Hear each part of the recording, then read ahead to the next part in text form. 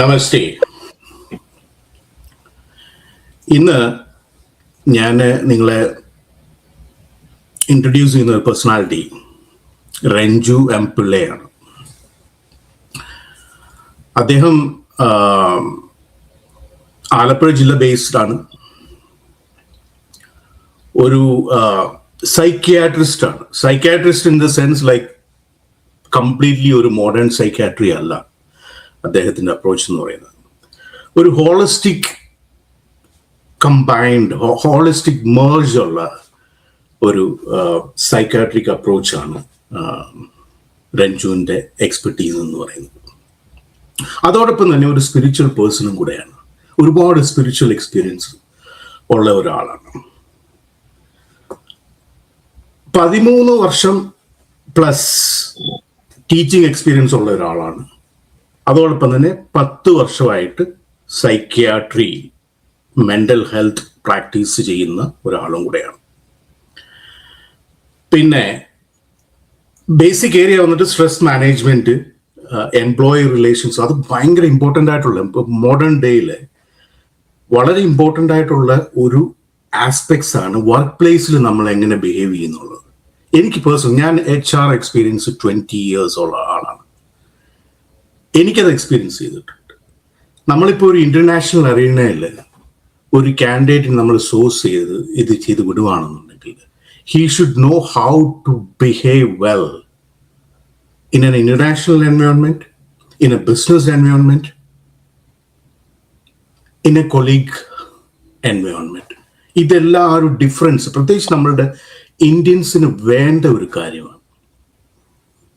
നമ്മളുടെ ഇന്ത്യൻസിൻ്റെ when they are in abroad അല്ലെങ്കിൽ ഒരു മീറ്റിങ്ങിൽ അവരുടെ ബിഹേവിയറിൽ നിന്ന് തന്നെ അവർക്ക് പ്രശ്നങ്ങൾ ഉണ്ടായിട്ടുള്ള, അല്ലെങ്കിൽ ഒരു ബിസിനസ് ലൂസ് ചെയ്തതോ അല്ലെങ്കിൽ ഒരു ഓഫർ ലൂസ് ചെയ്തിട്ടുള്ള കേസുകൾ എനിക്ക് പറയാൻ പറ്റും.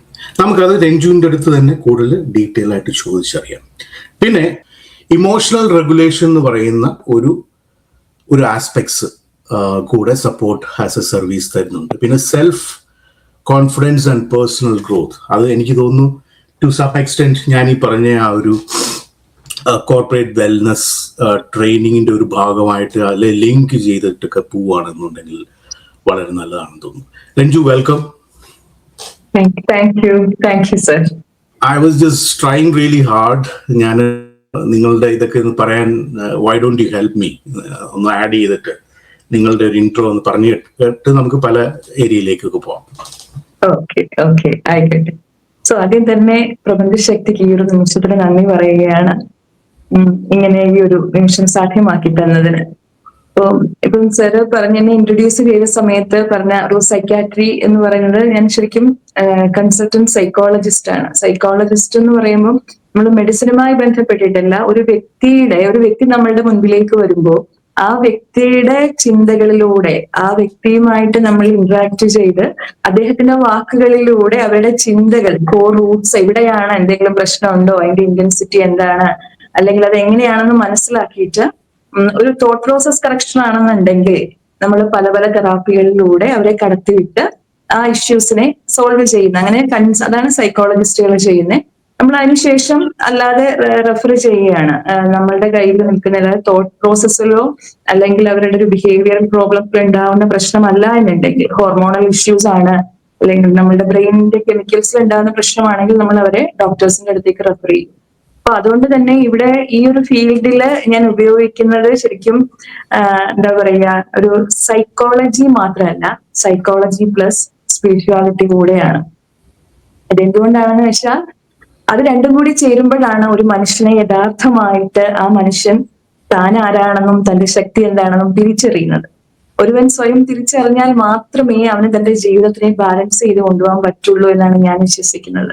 അപ്പൊ എന്റെ ഒരു സ്ഥാപനം തന്നെ പുനർജനി ഉണ്ട്, മാനസരോവർ, ഇത് രണ്ടും ഞങ്ങൾ അവിടെ ചെയ്യുന്നത് അങ്ങനെ തന്നെയാണ്. അതിനകത്ത് ഇൻക്ലൂഡ് ചെയ്യിക്കും. അതായത് നമ്മൾ എപ്പോഴും സപ്പോർട്ട് ചെയ്ത് അവരുടെ തോട്ട്സിനെ കറക്റ്റ് ചെയ്തെന്നും നമുക്ക് അവരുടെ ഒപ്പം നടക്കാൻ കഴിയില്ല. അപ്പോൾ അവർക്ക് അവരുടെ ശക്തി മനസ്സിലാക്കി കൊടുത്ത് സ്വയം നടക്കാനുള്ള പ്രാപ്തി ഉണ്ടാക്കി കൊടുത്താൽ മാത്രമേ ആ ജീവിതത്തില് എന്താ പറയുക, നമ്മളുടെ ജീവിതം എന്ന് പറയുന്നത് ഒരു തലം മാത്രമല്ല, അതായത് അവിടെ ശാരീരികമുണ്ട്, മാനസികമുണ്ട്, അതുപോലെ തന്നെ വൈകാരികമായ തലമുണ്ട്. ഇവിടെ എല്ലാം ഒന്ന് ബാലൻസ് ചെയ്ത് കൊണ്ടുപോകണം. ജീവിതത്തിലെ 4 പില്ലേഴ്സ് എന്ന് പറയുന്നതും ഹെൽത്ത്, വെൽത്ത്, കരിയർ, റിലേഷൻഷിപ്പ്. അപ്പൊ അതിനെ ഒരേപോലെ കൊണ്ടുപോയാലാണ് ജീവിതത്തിന് അർത്ഥം ഉണ്ടാകുന്നത്. അപ്പൊ ആ രീതിയിൽ അവർക്ക് പോകാൻ കഴിയണമെന്നുണ്ടെങ്കിൽ അവനവനെ തന്നെ തിരിച്ചറിയണം. അപ്പൊ എന്നും ഒരാളുടെ സപ്പോർട്ടിന് വേണ്ടി നമ്മൾ ഒരിക്കലും നടക്കാൻ പറ്റില്ല. അപ്പൊ അങ്ങനെ ആവരുത് എന്നാണ് ഞാൻ വിചാരിക്കുന്നത്. അപ്പൊ ആ രീതിയിൽ സൈക്കോളജിയെയും സ്പിരിച്വാലിറ്റിയെയും ഒന്നിച്ചു ചേർന്ന് എങ്ങനെയാണ് ഒരു മനുഷ്യന്റെ ജീവിതത്തിനെ ഇത്ര മനോഹരമാക്കാൻ പറ്റുന്നത്, അല്ലെങ്കിൽ അവന് എങ്ങനെയാണ് സ്വന്തം ജീവിതത്തിന്റെ അർത്ഥത്തിനെ തിരിച്ചറിയിപ്പിക്കാൻ പറ്റുന്നത് എന്നാണ് നമ്മൾ ശ്രമിക്കാറുള്ളത്. രഞ്ജു, ഞാൻ ഫോണിൽ നമ്മൾ സംസാരിക്കുമ്പോൾ ഞാനിത് പറയുണ്ടായി, ഞാനത് പോഡ്കാസ്റ്റിന് വേണ്ടി വീണ്ടും ഒന്നുകൂടെ പറയുകയാണ്. With all due respect to you, എനിക്ക് എന്തോ നമ്മളുടെ ഈ മോഡേൺ സൈക്കോളജിയെ പറ്റി വലിയ മതിപ്പില്ല. കാരണം it is on the very physical ലെവലാണ് നമ്മൾ അവരെ അഡ്രസ് ചെയ്യുന്നത്. പക്ഷെ നമ്മളുടെ ആ ഒരു പേഷ്യൻറ്റിന് അയാൾക്കുള്ള പ്രോബ്ലം എന്ന് പറയുന്നത് it is started from the very root level, maybe on a spiritual, mental and then finally formed. Even same goes with the modern medicine to some extent. അപ്പം ഇത് മാറേണ്ട ടൈം കഴിഞ്ഞിരിക്കുന്നു ബേസിക്കലി. ഒരു ചെറിയ example പറയാം. നമ്മളിപ്പോൾ ഒരു അസുഖം പറഞ്ഞിട്ട് ഇപ്പോഴത്തെ മോഡേൺ ഡേ ഡോക്ടേഴ്സിൻ്റെ അടുത്ത് പോവുകയാണെന്നുണ്ടെങ്കിൽ അവർ നമുക്കൊരു 4, 5, 6 ടെസ്റ്റ് തരും, പല പല എക്സ്റേയും അതും ഇതും ബ്ലഡ് ടെസ്റ്റ്.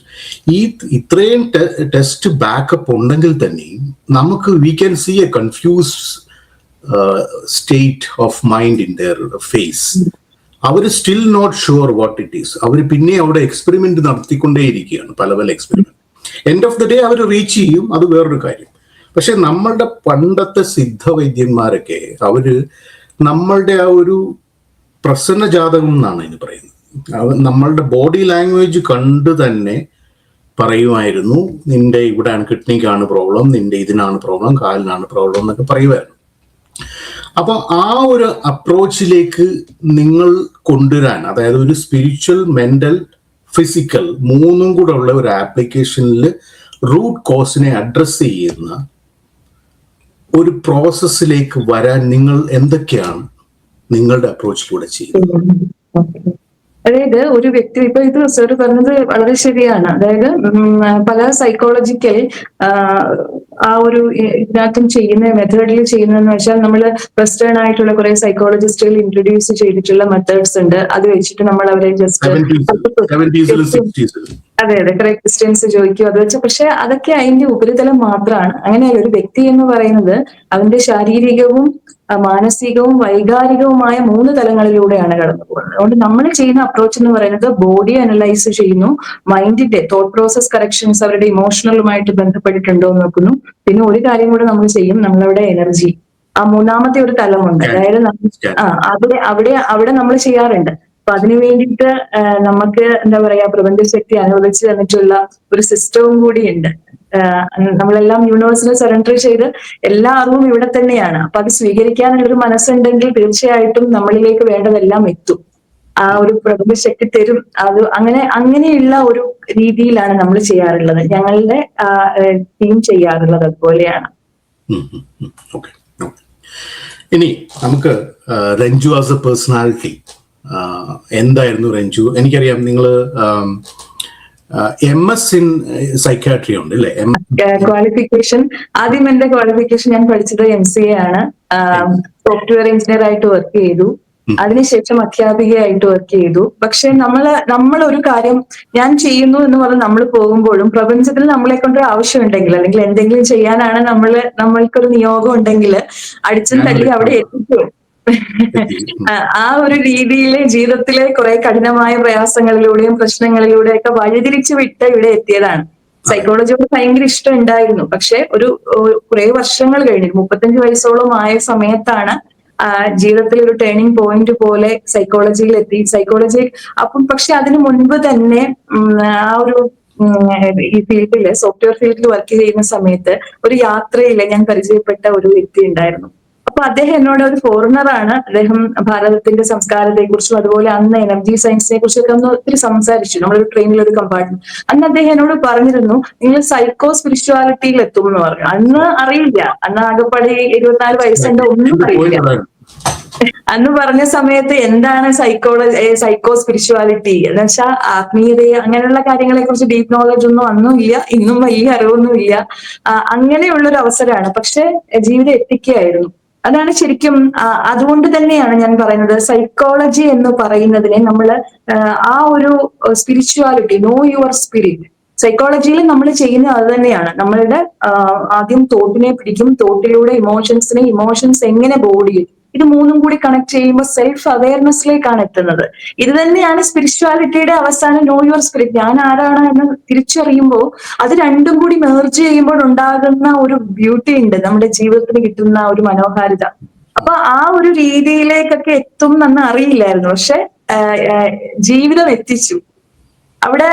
ശരിക്കും എനിക്ക്, എന്നിലേക്ക് വരുന്ന ആളുകളോട് ഞാൻ പറഞ്ഞു കൊടുക്കാറുണ്ട്, എല്ലാം ഞാൻ ചെയ്യുന്നു എന്ന ബോധ്യം വരുമ്പോഴാണ് നമുക്ക് ഈ ഭയവും ഈ പ്രയാസങ്ങളൊക്കെ ഉണ്ടാവുന്നത്, അറ്റാച്ച്മെന്റ് ഉണ്ടാവുന്നത് ഒക്കെ ഉണ്ടാവുന്നത്. പക്ഷെ അതിനേക്കാട്ടിലും ഉപരിയായിട്ട് നമ്മൾ ആദ്യം തിരിച്ചറിയേണ്ട ഒരു കാര്യമാണ്, ഞാൻ ആരാണ്. ആ ഒരു ഐ എന്ന് പറയുന്ന വാക്ക് അറിയാൻ കഴിയുമെങ്കിൽ തന്നെ കുറെ പ്രശ്നങ്ങളെ നമുക്ക് സോൾവ് ചെയ്യാൻ പറ്റും. അതിനെ നമുക്ക് പലതരത്തിൽ പറയാം. ഇപ്പൊ എന്റെ പേഴ്സണാലിറ്റി, എന്റെ ഐഡന്റിറ്റി, ഇപ്പൊ സാർ ചോദിച്ചതുപോലെ ആരാണ് രഞ്ജു എന്ന് പറയുമ്പോൾ ഞാൻ എന്റെ പേര് പറയും, എന്റെ പേര് രഞ്ജു എന്നാണ്, അല്ലെങ്കിൽ ഞാൻ രഞ്ജു ആണ്, ഞാൻ സൈക്കോളജിസ്റ്റ് ആണ് എന്നൊക്കെ പറയുമ്പോഴും അതെന്റെ ഒരു തലം മാത്രമാണ്, അതെന്റെ പേഴ്സണാലിറ്റി അല്ലെങ്കിൽ ഐഡന്റിറ്റിയാണ്. പക്ഷെ അതിനേക്കാളും ഉപരിയായിട്ട് ഒന്ന് ആലോചിച്ചാൽ മതി. ഇപ്പം നമ്മൾ കുട്ടിക്കാലത്തും ഇത് തന്നെ പറഞ്ഞിരുന്നു, ഞാൻ രഞ്ജു ആണ്, ഞാനിപ്പോ 5ാം ക്ലാസ്സിൽ പഠിക്കുന്നു, ഇങ്ങനെയൊക്കെ നമ്മൾ പറഞ്ഞിരുന്നില്ലേ. അന്നത്തെ നമ്മളുടെ ചിന്ത, അന്നും എന്റെ ചിന്ത ഉണ്ടായിരുന്നു, എനിക്ക് ശരീരം ഉണ്ടായിരുന്നു, എനിക്ക് ഇമോഷൻസ് ഉണ്ടായിരുന്നു. പക്ഷെ ഇന്ന് ഈ ഇരിക്കുന്ന അവസ്ഥയിലും എന്റെ ചിന്തകൾ മാറിയിട്ടുണ്ട്, എന്റെ ഇമോഷൻസ് മാറിയിട്ടുണ്ട്, എന്റെ കാഴ്ചപ്പാട് മാറിയിട്ടുണ്ട്. അപ്പോഴും ഞാൻ പറയുന്നത് എന്താ, ഞാൻ എന്റെ ചിന്ത.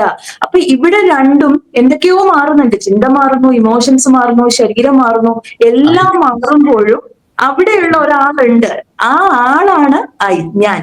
അതായത് അതിനെ വേറൊരു തലത്തിലേക്ക് കുറച്ചും കൂടി ഡീപ്പ് ലെവലിൽ കൊണ്ടുവരുവാണെങ്കിൽ നമുക്ക് മനസ്സിലാക്കാൻ പറ്റും, ആ ബോധമുണ്ടല്ലോ, ഇതിനെയൊക്കെ ഒബ്സർവ് ചെയ്യുന്ന. ഇപ്പൊ എന്റെ ശരീരത്തിന് വേദനയുണ്ട്, ആ ശരീരത്തിന് വേദനയുണ്ടെന്ന് ആർക്കാ മനസ്സിലായത്? എനിക്ക് എന്റെ മനസ്സ് ശരിയല്ല, എന്റെ മനസ്സ് ശരിയല്ല എന്ന് പറയുന്നത് ആരാ? ആ പറയുന്ന ഒരു സാക്ഷി ഭാവമുണ്ട്, ഒരു ഒബ്സർവർ ഉണ്ട്. ആ ഒബ്സർവർ ആണ് നമ്മൾ ഓരോരുത്തരും. അവിടെ പിന്നീട് അതിനെ ഈ ഒരു തലത്തിലേക്ക് കൊണ്ടുവരും. നമ്മളൊരു മ്യൂസിക്കൽ ഇൻസ്ട്രുമെന്റ് പ്ലേ ചെയ്യുമ്പോൾ അതിനകത്തൂടെ നമ്മൾ എന്താ പറയാ, ഒരു ഫ്ലൂട്ട് വായിക്കുകയെന്ന് വെച്ചോ. ഫ്ലൂട്ട് വായിക്കുന്ന സമയത്ത് അതിനകത്തൂടെ ആ മ്യൂസിഷ്യന്റെ ശ്വാസം പോയിട്ടാണ് ഈ മനോഹരമായിട്ടുള്ള സംഗീതം ഉണ്ടാകുന്നത്.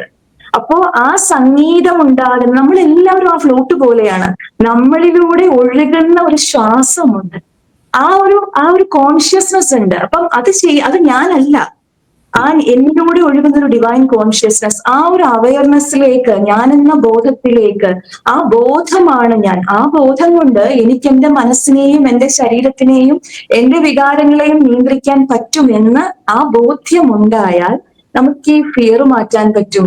നമുക്ക് ഈ എന്താ പറയുക, ഡിസപ്പോയിന്റ്മെന്റ്, അതുപോലെ തന്നെ അറ്റാച്ച്മെന്റ്, അതുവഴി ഉണ്ടാകുന്ന സഫറിങ്സ് എല്ലാം മാറ്റാൻ പറ്റും.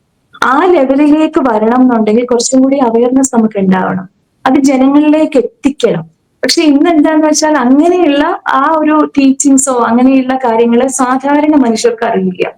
അപ്പൊ അവർക്ക് മനസ്സിലാകുന്ന രീതിയിൽ സ്പിരിച്വാലിറ്റിയെ വളരെ സിമ്പിൾ ആക്കി കൊടുക്കാൻ കഴിയുക, അതാണ് നമ്മൾ ചെയ്യാറുള്ളത്. അതാണ് വളരെ സിമ്പിൾ ആയിട്ട്, ഇതാണ് അതിലേക്ക് തിരിച്ചു വരിക, ഞാൻ എന്ന് പറയുന്ന ആ ഒരു ബോധത്തിലേക്ക് തിരിച്ചു വരിക. ആ ബോധം നമ്മൾ ആരാണെന്ന് തിരിച്ചറിഞ്ഞു കഴിഞ്ഞാലുണ്ടല്ലോ, നമുക്ക് നമ്മളുടെ മനസ്സിനെ നിയന്ത്രിക്കാൻ പറ്റും. നമ്മുടെ ശരീരം നമ്മുടെ നിയന്ത്രണത്തിലാകും, നമ്മുടെ വികാരങ്ങൾ, ചിലര് വികാരങ്ങൾ കൊണ്ട് ജീവിതം നശിപ്പിച്ചു കളയുന്ന മനുഷ്യരുണ്ട്. പക്ഷെ ആ വികാരത്തെ നിയന്ത്രിക്കാനും ബോധം കൊണ്ട് കഴിയണം. അവിടെയാണ് ആ തിരിച്ചറിവ് ഉണ്ടാകേണ്ടത്. അപ്പം അവിടെ ഈ സ്പിരിച്വാലിറ്റിയും സൈക്കോളജിയും എല്ലാം ഒന്നാണ്. അപ്പോ ഈ യാത്രയിൽ ഞാൻ പറഞ്ഞു വന്നത്, അപ്പൊ അങ്ങനെ പോയൊരു യാത്രയിലാണ് മനസ്സിലായത്. അന്ന് പക്ഷെ അറിയില്ല, ഇതിന്റെ അർത്ഥം ഒന്നും അറിയില്ല. പക്ഷെ ജീവിതം അങ്ങനെ എത്തിച്ചു. ആ ഒരു സോഫ്റ്റ്വെയർ ഫീൽഡിൽ നിന്നും സൈക്കോളജിയിലേക്ക് എത്തി. MSc സൈക്കോളജിയാണ് ചെയ്തത്. MSc സൈക്കോളജി ചെയ്തതിന് ശേഷം പിന്നീട് ഒരു 10 വർഷത്തോളമായി ആ ഒരു ജേർണി. പക്ഷെ എവിടെ വെച്ചോ ഈ കാര്യങ്ങളെ കുറിച്ച് നമ്മളൊരു ഡേവിഡ് ഹോക്കിൻസിന്റെ മാപ്പ് ഓഫ് കോൺഷ്യസ്നസ് എന്ന് പറയുന്ന ഒരു സ്റ്റഡീസിനെ കുറിച്ച് മനസ്സിലായി. അത് പഠിച്ചപ്പോഴാണ് ബോധത്തിനെ കുറിച്ച് അറിഞ്ഞത്. ആ ബോധവും ശ്രീ ശങ്കരാചാര്യ സ്വാമികൾ പറയുന്ന നിർവാണ ശതകത്തിലെ ഞാൻ ശിവം, അതായത് ഐ ആം കോൺഷ്യസ്നസ്, ശിവോഹം ശിവോഹം എന്ന വാക്കുകളും കൂടെ കണക്ട് ചെയ്തപ്പോഴാണ് കൂടുതൽ ഇൻ ഡെപ്തില് ആ ബോധവും ഇതൊക്കെ മനസ്സിലാക്കി വീണ്ടും പതുക്കെ ടേൺ ചെയ്യായിരുന്നു. അങ്ങനെയാണ് കൂടുതൽ ഈ സ്പിരിച്വാലിറ്റിയിലേക്ക് വന്നത്. പക്ഷെ ജീവിതത്തിലും ഒരുപാട് അനുഭവങ്ങൾ ഉണ്ടായിട്ടുണ്ട്. ഒരുപാട് ഞാൻ പറഞ്ഞില്ലേ, ആത്മീയതയെ കുറിച്ച് ഒരുപാട് അറിയാവുന്ന വ്യക്തിയൊന്നും ആയിരുന്നില്ല. പക്ഷെ വളരെ ചെറുപ്പത്തിലെ തന്നെ എന്താ പറയാ ഒരു കാവും പൂജകളും ഒക്കെയുള്ള ഒരു കുടുംബമായിരുന്നു. അപ്പൊ അങ്ങനെ വളർന്നതാണ്. പക്ഷെ അച്ഛനെ നഷ്ടമായ ഒരു സമയമുണ്ടായി ഒരു ഗ്രാജുവേഷൻ ടൈമിൽ. അപ്പൊ ഒരു വല്ലാത്തൊരു മാനസിക പ്രയാസത്തിലൂടെ കടന്നുപോയി. അന്ന് വേറൊരു വ്യക്തിയിലൂടെ കടന്നു വന്ന ഒരു കോൺഷ്യസ്നെസ് ഉണ്ട്. അത് ക്രൈസ്റ്റിന്റെ കോൺഷ്യസ്നെസ് ആ. ഞാൻ പറയുന്ന ചിലപ്പോൾ ഞാൻ പറയുമ്പോൾ അത് ചില വിശ്വാസങ്ങൾ അങ്ങനെ വിശ്വസിക്കുന്നവർക്ക് വിഷമം ഉണ്ടാകാം. പക്ഷെ ഞാൻ പറയുന്ന എന്റെ അനുഭവങ്ങളാണ്. ആ അനുഭവത്തിലൂടെ ഞാൻ തിരിച്ചറിഞ്ഞ ചില കാര്യങ്ങളാണ്. ഞാൻ പറയുന്ന ഈശോ എന്ന് പറയുന്നത് മതം പറയുന്ന ഈശോയല്ല. എന്റെ ഗുരുവായിട്ടൊരു യോഗിയായിട്ട് നമ്മളെ യോഗിയായിട്ട് നയിക്കുന്ന ഒരു അതെ. അച്ഛനായി സ്നേഹിക്കുന്ന, ഒരു ഹൃദയത്തിനെ ആർദ്രമാക്കുന്ന ഒരു കമ്പാഷനേറ്റ് ആയിട്ടുള്ള ഒരു സ്നേഹമുണ്ട്. നമ്മളുടെ ഹാർട്ട് ചക്ര ഏറ്റവും കൂടുതൽ വികസിക്കുന്നത് ഈശോയുടെ സ്നേഹം നമ്മുടെ ഉള്ളിലേക്ക് വരുന്നതാണ്. അതിനപ്പുറത്തേക്ക് ഒരു സ്നേഹം ഇല്ല ആ ആ ഒരു കെയറിങ്ങിന്റെ. അപ്പൊ അങ്ങനെയുള്ള ഒരു അവസ്ഥയിലൂടെ വന്നു. പക്ഷെ പിന്നീട് നമ്മുടെ വിശ്വാസങ്ങളിൽ പറയുന്നുണ്ടല്ലോ, അങ്ങനെ ഒരാളെ പ്രാർത്ഥിക്കുമ്പോൾ വേറെ, അപ്പൊ ഞാൻ വിചാരിച്ചു അതൊരു ഭയമായിട്ട് എനിക്ക് തോന്നുന്നു. ഒരുപാട് പേര് എന്നോട് പറഞ്ഞിട്ടുണ്ട് ഭയപ്പെടുത്തുന്ന വിശ്വാസങ്ങൾ, മനസ്സിനെ ചിന്തിപ്പിക്കാൻ അനുവദിക്കാത്ത വിശ്വാസങ്ങളുണ്ട്. അത് ഒരു കാര്യത്തിൽ വിശ്വസിച്ചു കഴിഞ്ഞാൽ നമ്മൾ ആ യൂണിവേഴ്സൽ ട്രൂത്തിലേക്ക് തിരിച്ച് നമുക്ക് പോകാൻ പറ്റുന്നില്ല. അപ്പൊ ആ ഒരു രീതിയിൽ വന്നപ്പോഴാണ് ഇങ്ങനെ അന്വേഷിക്കാൻ തുടങ്ങിയത്. ഇതിനകത്ത് സത്യം എന്താണ്? പ്രപഞ്ചത്തിലെ ഈ ശക്തികളെല്ലാം ഒന്നല്ല. എന്താണ് ദൈവം? ദൈവം ഇങ്ങനെ കുറച്ചു പേർക്ക് വേണ്ടിയിട്ട് ഒരു ദൈവം, കുറച്ചു പേർക്ക് വേണ്ടി വേറൊരു ദൈവം, അങ്ങനെയുണ്ടോ ദൈവം? അതൊരു സിമ്പിൾ ആയിട്ട് ഒരു കൊച്ചുകുട്ടിക്ക് പോലും ചിന്തിക്കാവുന്ന കാര്യമല്ലേ. എല്ലാ മനുഷ്യനും ഒന്നാ, എല്ലാ മനുഷ്യന്റെയും ശരീരത്തിന്റെ എല്ലാം ഒന്ന് തന്നെയാണ്. അവന്റെ വികാരങ്ങളും അവന്റെ സ്നേഹവും അവന്റെ ഇമോഷൻസും എല്ലാം ഒന്ന് തന്നെയാ. ഒരു ദൈവം കുറച്ച് മനുഷ്യരെ സൃഷ്ടിച്ചു, വേറൊരു ദൈവം കുറച്ച് മനുഷ്യരെ സൃഷ്ടിച്ചിരുന്നെങ്കിലേ ഈ മനുഷ്യരിൽ വ്യത്യാസം ഉണ്ടാവില്ലേ? അപ്പൊ ഒരു കൊച്ചുകുട്ടിയുടെ ബോധത്തിൽ നമുക്ക് ചിന്തിച്ചാൽ തന്നെ എത്ര ക്ലിയറാ. പക്ഷെ എന്തിനാ ഇതിനെ കോംപ്ലിക്കേറ്റഡ് ആക്കുന്നത് എന്നുള്ള രീതിയിൽ ചിന്തിച്ചു അങ്ങനെ അങ്ങനെ എത്തിച്ചത്. അതായത് നമ്മൾ പറയുന്ന നമ്മളെ യൂണിവേഴ്സ് നടത്തിക്കോളും, നമ്മൾ വിട്ടുകൊടുത്താൽ മതി. ഒരു ഓപ്പൺനെസ് ഉണ്ടെങ്കിൽ അങ്ങനെ എത്രയോ പേർക്ക് ഉണ്ടാവും. ഒരുപാട് എനിക്കറിയാം. ഞാൻ ഈ ചാനൽ കണ്ടപ്പോൾ എനിക്ക് മനസ്സിലായി ഒരുപാട് അറിവും അനുഭവവും ഉള്ള ഒരുപാട് പേരുടെ സംസാരം ഇതായിട്ട് കേട്ടു. അപ്പം അതിനറിയാം നമ്മളെ പ്രപഞ്ചം കൊണ്ടുപോവുകയാണ്. നമ്മൾക്ക് ഉണ്ടാവേണ്ടത് ആ ഒരു ഓപ്പൺനെസ് മാത്രമാണ്. അപ്പൊ ആ ഒരു യാത്രയിൽ അവിടെ നിന്ന് ക്രൈസ്റ്റ് കോൺഷ്യസ്നെസ്സിൽ നിന്ന് എത്തിയത് കൃഷ്ണ കോൺഷ്യസ്നെസ്സിലേക്കാണ്. അതിനെ സഹായിച്ചത് പരമഹംസ യോഗാനന്ദജിയുടെ സ്റ്റഡീസ് ആണ്. അപ്പൊ അത് പഠിച്ചപ്പോൾ മനസ്സിലായി ഇത് രണ്ടും. പക്ഷെ ഞാൻ പ്രാർത്ഥിക്കുമ്പോൾ ഞാൻ ഈശോയെ കണക്ട് ചെയ്തിട്ട് എന്റെ നഷ്ടമായ എന്റെ അച്ഛന്റെ സ്നേഹമാണ് എനിക്ക് ഈശോ. അങ്ങ് ചേർത്ത് പിടിച്ച് എന്നെ കൈപിടിച്ച് നടത്തുന്ന ഒരു ബലമാണ്, ഒരു ധൈര്യമാണ്, ഒരു വിശ്വാസം. എവിടെ വേണമെങ്കിലും നമ്മളെ കൊണ്ടുപോകും. അത് പല അനുഭവങ്ങളും ജീവിതത്തിൽ ഉണ്ടായിട്ടുണ്ട്. ഒരു ദിവസം രാത്രിയിൽ ഒരിടത്ത് തനിച്ചായിപ്പോ ഒരു അവസരം ഉണ്ടായി. ബസ്സൊക്കെ സ്ട്രൈക്ക് ആയിട്ട് അന്ന് ഒരു പാതിരാത്രി സമയമായി. ആ സമയത്ത് നമുക്ക് ഭയം ഉണ്ടാക്കുന്ന രീതിയിലുള്ള ഒരു അനുഭവം ഉണ്ടായപ്പോൾ മനസ്സ് നിറഞ്ഞിങ്ങനെ വിളിച്ചു എന്റെ ഈശോയെ കൂടെ വരണേ എന്ന് പറഞ്ഞ സമയത്ത് ഒരു ബസ് സ്റ്റാൻഡിൽ വെച്ചിട്ടാണ്. അവിടെ ഒരു ചട്ടയും മുണ്ടുവിട്ടൊരു അമ്മ, ആ അമ്മ വന്നിട്ട് മോൾ ഇവിടെ ഇരിക്കുക, എന്താ ഈ രാത്രിയിൽ ഇങ്ങനെ എന്ന് പറഞ്ഞിട്ട് പറഞ്ഞു ഞാൻ പോട്ടയിൽ ധ്യാനത്തിന് പോവുക, അടുത്ത് വരുന്ന ഒരു ചാലക്കുടി ബസ്സാണ്, ഞാൻ കൊണ്ടാക്കാം എന്ന് പറഞ്ഞിട്ട് ആ അമ്മ എന്നെ കായംകുളത്ത് കൊണ്ടുവിട്ടു. അപ്പൊ നമ്മള് ഈ പാട്ടുകളിൽ പറയാറില്ലേ, സ്വന്തം പെറ്റമ്മ ഉറങ്ങിയാലും ഉറങ്ങാതെ കാവലിരിക്കുന്ന ഒരു ദൈവം ഉണ്ടെന്ന്. അത് അനുഭവിച്ചറിയാം. ഇങ്ങനെ ജീവിതത്തില് നമ്മള് പ്രയാസങ്ങളിലൂടെ സങ്കടങ്ങളിലൂടെയൊക്കെ ഒരുപാട് കടന്നു പോയിട്ടുണ്ട്. അന്നൊക്കെയും ഇങ്ങനെ ഐക്യമാണ് നമ്മളെ പ്രൊട്ടക്ട് ചെയ്യുന്നത്. അപ്പൊ അതിനേക്കാട്ടിലും വലിയ പൊതിഞ്ഞു പിടിക്കുന്ന ഒരു സ്നേഹമുണ്ട്. അതുപോലെ തന്നെ ഞാൻ ചില ബൈബിളിലെ വചനങ്ങള്, സ്വപ്നത്തിലെ ദർശനങ്ങളായി ചോദ്യങ്ങൾ ഉത്തരം. എനിക്ക് ബൈബിളൊന്നും അറിയില്ല, ഞാൻ അങ്ങനെ വായിച്ചിട്ടില്ല. പക്ഷെ വചനങ്ങൾ ഞാൻ കണ്ടിട്ടുണ്ട്. അതുപോലെ ഈശോയുടെ ഒരു രൂപം, തോളിൽ ആട്ടിൻകുഞ്ഞിനെയും വെച്ചുകൊണ്ട് ഇങ്ങനെ ചിരിച്ചുകൊണ്ട് ഒരു പാറക്കല്ലിൽ ഇരിക്കുന്ന ഒരു രൂപം, അത് ഞാൻ എല്ലായിടത്തും സെർച്ച് ചെയ്തു. ആ രൂപം എവിടുന്നെങ്കിലും ഒന്ന് കിട്ടും. പക്ഷെ ആ രൂപം ഇല്ല. അത് തെളിഞ്ഞു മുൻപിൽ വന്നു. പക്ഷെ അന്ന് തൊട്ട് ഇന്ന് വരെ ഞാൻ കരുതുന്നുണ്ട് ആ തോളിൽ ഇരിക്കുന്ന ആട്ടിൻകുഞ്ഞ് ഞാനാണ്. പിന്നെ എന്തിനാ ഞാൻ പേടിക്കുന്നേ? ഇങ്ങനെ എന്നെ വഹിച്ചുകൊണ്ട് നടക്കുകയാണ്, ചിരിച്ചുകൊണ്ട്. ആ പാറക്കല്ലിൽ ഇടിക്കുമ്പോൾ പോലും തോളിൽ കരുതുകയാണ്. അപ്പൊ അങ്ങനെയുള്ളൊരു സ്നേഹം, കരുതുന്ന സ്നേഹം, അവിടെ നിന്നാണ് കൃഷ്ണ കോൺഷ്യസ്നെസ്സിലേക്ക് വന്നത്. അത് പരമഹംസ യോഗാനന്ദജിയുടെ സ്റ്റഡീസ് മനസ്സിലാക്കിയതിനു ശേഷം. അപ്പൊ ഞാനിപ്പോ പ്രാർത്ഥിക്കുന്നു, ഞാൻ കാണുന്നത് പലപ്പോഴും ഇങ്ങനെ പ്രാർത്ഥന കഴിഞ്ഞിട്ടുള്ള മെഡിറ്റേഷനിൽ കണക്ട് ചെയ്യുന്നത് വിഷ്ണുവുമായിട്ടാണ്. വിഷ്ണു ഭഗവാന്റെ ആ ഒരു എനർജിയുമായിട്ടാണ് ഈശോയെ കണക്ട് ചെയ്യുന്നത്. ഇതൊന്നും എനിക്കറിയില്ല. ഇതൊക്കെ എന്റെ അനുഭവങ്ങൾ മാത്രമാണ്. ഇതിൽ എന്താണ് സത്യം അല്ലെങ്കിൽ ഇതൊന്നും എനിക്കറിയില്ല. പക്ഷെ അങ്ങനെയാണ് കിട്ടാറുള്ളത്. അപ്പൊ എനിക്കൊരു ബോധ്യം വന്നു, എവിടെയോ ഈ ഒരു എനർജി കണക്ഷൻ ഉണ്ട്. ഇവരൊക്കെയും ഓരോ തരത്തിലെ എനർജി ഫ്രീക്വൻസി. അപ്പൊ പിന്നെ കൂടുതൽ എനർജിയിലേക്ക് കൂടുതൽ ശ്രദ്ധിക്കാൻ തുടങ്ങി. അവിടെ നിന്ന് എത്തിച്ചേർന്നത് ഒരു പ്രാവശ്യത്തെ മൂകാംബിക യാത്രയാണ്. ഞാൻ മൂകാംബിക അമ്മയുടെ യാത്രയിൽ പോയപ്പോൾ എനിക്കൊരു ലേഡീസ് കമ്മ്യൂണിറ്റി ഉണ്ട്. ഞങ്ങൾ എല്ലാവരും കൂടി പോയതാണ്. അന്ന് കുടജാദ്രിയിൽ പോയി. അവിടെ ചെന്നപ്പോ ശങ്കരാചാര്യരുടെ ആ ഒരു അവിടെ ഒരു സ്വാമിയും ഒരു ഭാര്യ രണ്ടുപേരും കൂടി ഇരിക്കുക. അപ്പൊ ഞങ്ങൾ ഇങ്ങനെ കയറി ചെന്നപ്പോ പറഞ്ഞിട്ടുണ്ട്, നിങ്ങളെ നോക്കിയിരിക്കായിരുന്നു എന്ന് പറഞ്ഞു. എന്നിട്ട് നമ്മളോട് അവിടെ ഇരുന്നുകൊണ്ട് ഇങ്ങനെ പ്രാർത്ഥനകൾ ചൊല്ലാനൊക്കെ പറഞ്ഞു. ഞങ്ങൾ പ്രാർത്ഥിച്ചു കഴിഞ്ഞിട്ട് ബ്ലെസ്സിങ് എല്ലാം തന്നു കഴിഞ്ഞതിന് ശേഷം ഇനി ഞങ്ങൾ ഇറങ്ങട്ടെ എന്ന് പറഞ്ഞിട്ട് അവർ രണ്ടുപേരും പോയി. പക്ഷെ അതിനുശേഷം അമ്മയുടെ ഒരു എനർജി ഇങ്ങനെ എപ്പോഴും ഉള്ളിൽ ഇങ്ങനെ അമ്മ നിറയാൻ തുടങ്ങി. അതിപ്പോ പിന്നെ അടുത്ത പ്രാവശ്യം എന്റെ മക്കളെയും കൊണ്ട് വരാമെന്ന് പറഞ്ഞിട്ടാണ് തിരിച്ചു വന്നത്. അങ്ങനെ അവരെയും കൊണ്ട് ഞാൻ പോയിട്ട് ഒരു രാവിലെ ഒരു ദിവസം ഒരു 2:30 മണിയോടുമായി അവിടെ എത്തി ഞാൻ ഒരു ഹോട്ടലിൽ സ്റ്റേ ചെയ്യാൻ വേണ്ടി കയറി. ഞാൻ ചെവിയിൽ കേട്ടതാണ് ഓംകാര ശബ്ദം, ഓം എന്നുള്ള ശബ്ദം.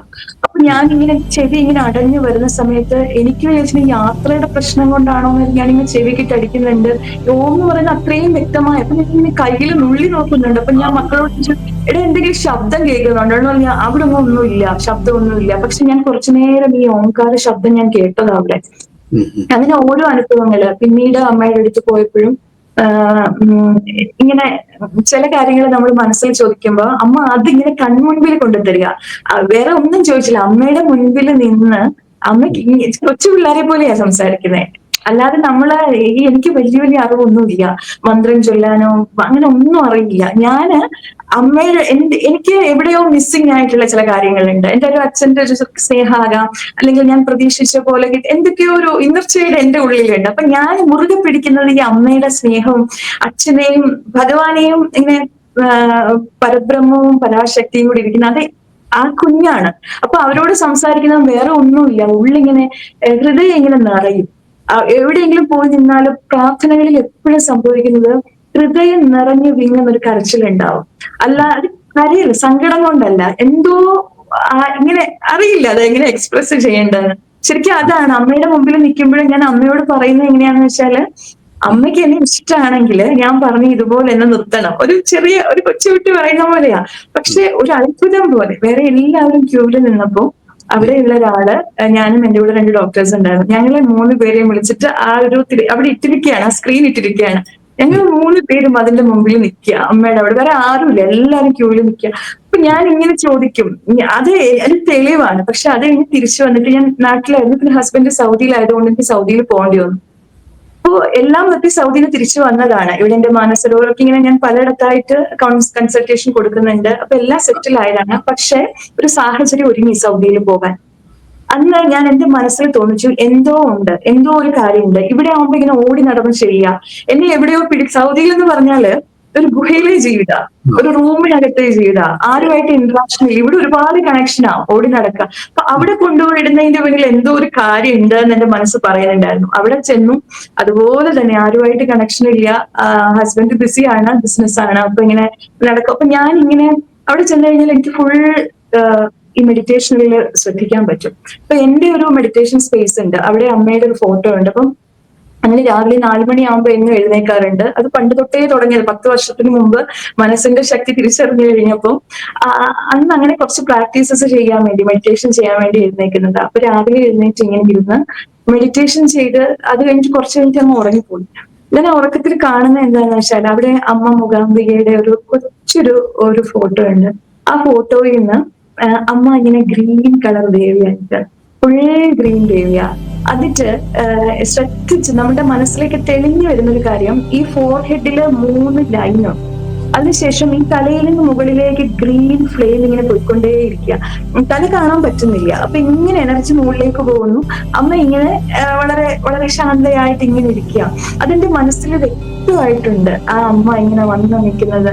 അത് കഴിഞ്ഞതിന് ശേഷം പിന്നീട് 2 ദിവസങ്ങൾ കഴിഞ്ഞു. അപ്പൊ എന്റെ ഒരു ഫ്രണ്ട് ഉണ്ട്, ഒരു ജോത്സ്യാണ്.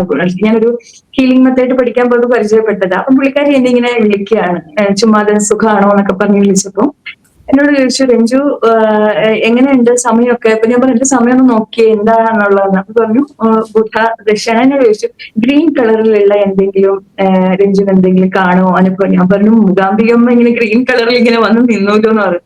അവിടെ പറഞ്ഞു ഇനി നോക്കൂ, എന്തെങ്കിലും പ്രത്യേക അനുഭവങ്ങൾ ഉണ്ടാവും, ചിലപ്പം അങ്ങനെയാണ് ജാതകത്തിൽ പറയുന്നത് എന്നാണ് പറഞ്ഞത്. അപ്പൊ അതിനുശേഷം പിന്നെ മാതങ്കി അല്ലേ രഞ്ജു?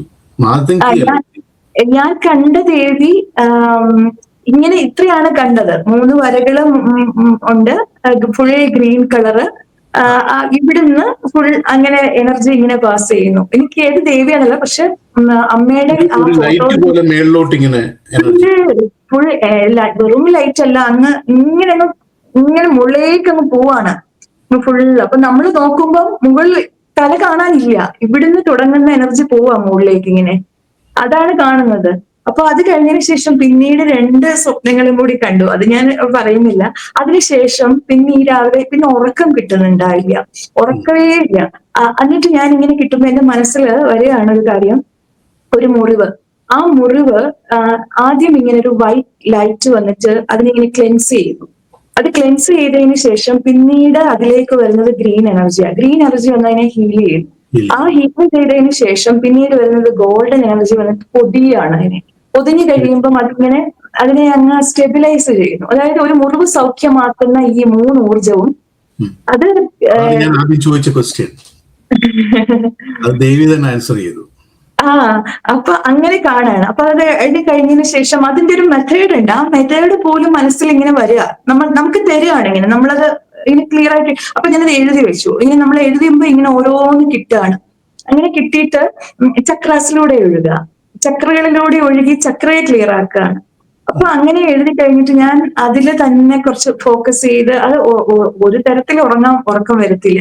കുറേ ദിവസങ്ങൾ ഇതിനു വേണ്ടി മാത്രം ഇങ്ങനെ ഇരുന്ന് കഴിഞ്ഞതിന് ശേഷം ഞാൻ അതിനെ 3 ലെവലാക്കിയത് ഓരോ തരത്തിൽ. അപ്പൊ നമ്മളിലേക്ക് ഇങ്ങനെ വരുന്നുണ്ട്. അപ്പൊ എനിക്ക് ചക്രയെ കുറിച്ച് ഒന്നും അത്ര വലിയ ഡീപ്പ് നോളജ്, ഞാൻ പ്രാണിക് ഹീലിംഗ് അതുപോലെ തന്നെ റേക്കിയുടെ ഒരു ഫസ്റ്റ് ലെവലൊക്കെ എടുത്തിട്ടുണ്ടെങ്കിലും അത്ര അറിയില്ല. അപ്പൊ ഞാൻ പിന്നെ അതിനെക്കുറിച്ച് നോക്കി ആ 3 റെഫറൻസ് എടുത്ത് എല്ലാം പ്രൊട്ടക്ഷന് വേണ്ടിയിട്ടുള്ള കാര്യങ്ങള്, നമ്മളുടെ അബൻഡൻസിന് വേണ്ടിയിട്ടുള്ള കാര്യങ്ങൾ, ഇങ്ങനെ ഗോൾഡൻ എനർജി വന്നിട്ട് ഇങ്ങനെ ഫിനാൻഷ്യൽ ഹീലിംഗ് ഒക്കെ ചെയ്യുന്നതൊക്കെ ഉണ്ട്. അപ്പൊ അതെല്ലാം എഴുതി കഴിഞ്ഞിട്ട് ഞാൻ അത് എന്നിൽ ചെയ്യാൻ തുടങ്ങി. ചില സിമ്പിൾസ് തെളിഞ്ഞു വന്നു, ആ സിമ്പിൾസ് വരച്ചു വെച്ചു. അതിനുശേഷം ഞാനത് എന്നിൽ ചെയ്യാൻ തുടങ്ങി കഴിഞ്ഞതിന് ശേഷം ഒരു 1.5 മാസം കുറച്ച് നാളെ ഞാനത് ചെയ്തു എന്നില്ല. അപ്പൊ എനിക്ക് മാറ്റം വരാൻ തുടങ്ങുന്നത് എനിക്കറിയാൻ പറ്റുന്നുണ്ട്. ഭയങ്കര ഒരു ശാന്തത ഉണ്ടാകുന്നുണ്ട്. വന്നിട്ടുണ്ടെങ്കിൽ you are meant to do something very special എന്നാണ് എനിക്ക് പറയാനുള്ളത്. നിങ്ങളെ ദൈവം ചൂസ് ചെയ്തിരിക്കുകയാണ്, എന്തോ ചെയ്യിപ്പിക്കും. അതുകൊണ്ടൊക്കെയാണ് ഈ സിംബൽസും ജോമെട്രിയൊക്കെ വരുന്നത്. ഞാൻ വേറൊരാളെ പോഡ്കാസ്റ്റ് ചെയ്യുന്നുണ്ട്, അവർക്ക് പറയുന്നത് ജോമെട്രിക് മണ്ഡലാസ് ആണ് അവർക്ക് വരുന്നത് ഈ മെഡിറ്റേഷനിലൊക്കെ. ഇതും ഒരു മണ്ഡലമാണ്. നമ്മള് സിമ്പിൾസ് ഇങ്ങനെ കിട്ടുന്നതും നമ്മുടെ അതിനെ പ്രൊട്ടക്ട് ചെയ്ത് കിട്ടുന്ന ഒരു ജ്യോതി മണ്ഡല, അതിനോരോ പേരുകള്. അതുപോലെ ഒരു മന്ത്രം കിട്ടി, ഇങ്ങനെ വരിക മന്ത്രം നമ്മുടെ വായിൽ വരിക. You have something to do for this world എന്നാണ് അതിന്റെ അർത്ഥം. ഓക്കെ, അപ്പൊ അങ്ങനെ ചെയ്തു. അങ്ങനെ ചെയ്തിട്ട് എന്റെ കൂടെ വർഷങ്ങളായിട്ടുള്ള കുറെ പേര് എന്റെ കമ്മ്യൂണിറ്റിയിലുണ്ട്. അതിനകത്ത് കുറെ ഡോക്ടേഴ്സും ടീച്ചേഴ്സും ഒക്കെ ഉണ്ട്. അപ്പൊ ഞാൻ അവരോട് ഇങ്ങനെ പറഞ്ഞു, എനിക്കൊരു സംഭവം കിട്ടിയിട്ടുണ്ട്, നിങ്ങൾ ചെയ്യുന്നുണ്ടോ ആരൊക്കെയാന്ന് ചോദിച്ചു, ഒരു ഹീലിംഗ് മെത്തേഡ്. അപ്പൊ അതിനകത്ത് ഒരു 30 പേര് റെഡിയായി. ആ 30 പേർക്ക് ഹീലിംഗ് പഠിപ്പിച്ചു കൊടുത്തു. അവരിൽ തന്നെ സെൽഫ് ഹീലിംഗ് ചെയ്തു തുടങ്ങിയിട്ട് അതിനകത്ത് ഒരു 90 ദിവസം കഴിഞ്ഞപ്പോൾ ഞാൻ അവർക്ക് സെക്കൻഡ് ലെവലില് ഹീലേഴ്സ് ആയിട്ട് അതിനകത്ത് 20 പേര് ഹീലേഴ്സ് ആയി, അത്രയും ദിവസം ചെയ്തവര്. ഇന്ന് ആ ഹീലേഴ്സ് ശരിക്കും അവരൊരുപാട്, അതൊരു ട്രൈഫ്ലെയിം, ഗ്രീൻ ട്രൈഫ്ലെയിം, അതിന്റെ പേര് കിട്ടിയത് ഷാർവണി എന്നാണ് എനിക്ക് എന്റെ മനസ്സിൽ കിട്ടിയ പേര്, ഷാർവണി. ഗ്രീൻ ട്രൈഫ്ലെയിം ഹീലിംഗ് മെത്തേഡ് എന്ന് പറഞ്ഞിട്ട് ഞങ്ങളത് ഇൻട്രൊഡ്യൂസ് ചെയ്തു. അത് ഇൻട്രൊഡ്യൂസ് ചെയ്തതിന് ശേഷം ഇപ്പൊ അത് ഇവരെല്ലാം കൂടുതലും ഡോക്ടേഴ്സ് ആണ്, അവരുടെ പ്രൊഫഷനില് അവർക്കത് പേഷ്യൻസിൽ അല്ലാതെയും ആ എനർജിയും കൊടുക്കാൻ പറ്റുന്നുണ്ട്. അപ്പം അല്ലാതെ ഒരുപാട് പേരുണ്ട് ഇപ്പം ചെയ്യുന്നു. അങ്ങനെ ആ മെത്തേഡ് ഇപ്പൊ മുമ്പിലേക്ക് പോകുന്നു. അപ്പൊ അത് ശരിക്കും നമ്മൾ പറയുന്ന അതുപോലെ തന്നെ ഇപ്പോ കൈലാസത്തിൽ പോകാൻ പോവാണ്. ഇപ്പൊ ഞാൻ 3 മാസത്തിന് മുമ്പ് എന്റെ ഒരു ഫ്രണ്ട് മൂകാംബികയിൽ പോയപ്പോ ഞാനൊരു പൂജയ്ക്ക് കൊടുത്തിരുന്നു. അപ്പൊ കഴിഞ്ഞ ദിവസം കണ്ണൂർ പോയിട്ട് തിരിച്ചു വരാൻ നേരത്ത് ട്രെയിൻ ടിക്കറ്റ് എടുത്തു. അപ്പൊ എല്ലാവർക്കും എടുത്തപ്പോ എനിക്കും വന്ദേ ഭാരതിന്റെ മോർണിംഗ് ആണ് എടുത്തത്. പക്ഷെ എടുക്കാൻ പറഞ്ഞത്. പക്ഷെ അവിടെ ചെന്ന് എല്ലാവരും കൂടെ പോയി അവിടെ നിന്നു. എനിക്ക് കിട്ടിയത് ഈവനിങ് ട്രെയിനാണ് കിട്ടിയത്. അപ്പൊ ഭയങ്കര വിഷമം തോന്നി. പക്ഷെ ഒരു ഫ്രണ്ട് ഉണ്ടായിരുന്നു ഡോക്ടർ, അവരുടെ പിന്നെ മുത്തപ്പനെയൊക്കെ കണ്ടിട്ട് അവിടെ നിന്നപ്പോ ഈ ആളുടെ വീട്ടില്, കണ്ണൂരുള്ള ആ ആളുടെ വീട്ടിലെ മൂകാംബിക ദേവിയുടെ ആ ഒരു പൂജയുടെ ഇത് വരികയാണ്. അപ്പൊ ആ പൂജയുടെ എനിക്ക് ആഗ്രഹം ഉണ്ടായിരുന്നു കൈലാസത്തിൽ പോകുന്നതിന് മുമ്പ് അമ്മനെ കാണാൻ. അമ്മ പ്രസാദം ഇങ്ങോട്ടേക്ക് കൊടുത്തു വിട്ട പോലെ ആയിപ്പോയി. അതിന് അങ്ങനെ ഒരു എന്താ പറയാ, നമ്മളെ അമ്മ എങ്ങനെ ടേക്ക് കെയർ ചെയ്യും, അതിനേക്കാളൊക്കെ ഭയങ്കര സ്നേഹ അവിടുന്ന് കിട്ടുന്നത്. അപ്പൊ അങ്ങനെ ഒരു അനുഭവം ശരിക്കും സത്യം പറഞ്ഞാൽ എനിക്ക് അങ്ങനെ ഒരുപാട് സ്പിരിച്വൽ മന്ത്രങ്ങൾ അങ്ങനെയൊന്നും അറിയില്ല. അറിയാവുന്നത് ഹാർട്ട് ചക്ര ഓപ്പൺ ആവും ആ മുമ്പിൽ ഇരിക്കുമ്പോ. അത്രയും